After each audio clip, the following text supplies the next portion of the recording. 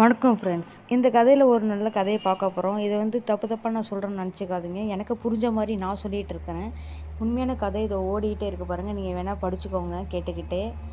காந்தல்னு ஒரு பொண்ணு ஒரு சின்ன கிராமத்தில், அழகான கிராமத்தில் இருந்துக்கிட்டு இருக்கா. அவள் இளம் வயது பெண் தான். ஒரு நாள் காட்டுக்கு போகிறப்போ அங்கே ஒரு குகையை கண்டுபிடிக்கிறாள்.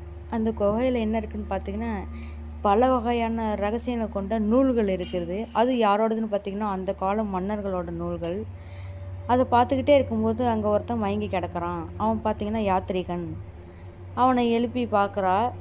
எழுப்புனதும் நடந்ததெல்லாம் சொல்கிறான். இது மாதிரி நான் வந்தேன், இந்த இடத்துல நூல்லாம் பார்த்தேன், உங்களை பார்த்தேன், நான் எழுப்புனேன்ட்டு.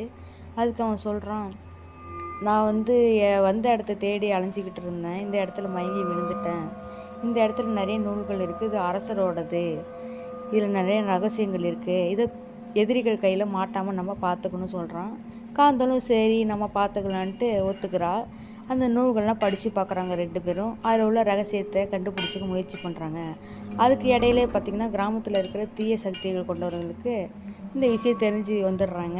ரெண்டு பேரும் டார்ச்சர் பண்ணி எங்கள்கிட்ட சொல்லுங்கள், ரகசியத்தெல்லாம் சொல்லுங்கன்னு டார்ச்சர் பண்ணுறாங்க. ஆனால் ரெண்டு பேரும் சொல்லாமல், எவ்வளோ டார்ச்சர் பண்ணாலும் பரவாயில்லன்ட்டு சொல்லாமல் அவங்கள சவால்களை எதிர்கொள்கிறாங்க.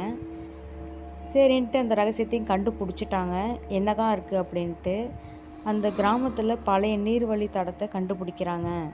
கண்டுபிடிச்சதும் கிராமத்திட்ட சொல்லவும் ரொம்பவே சந்தோஷப்பட்டு அவர் பெரிய நாயகியாக திகழ்கிறார் அந்த கிராமத்துக்கு. நன்றி ஃப்ரெண்ட்ஸ்.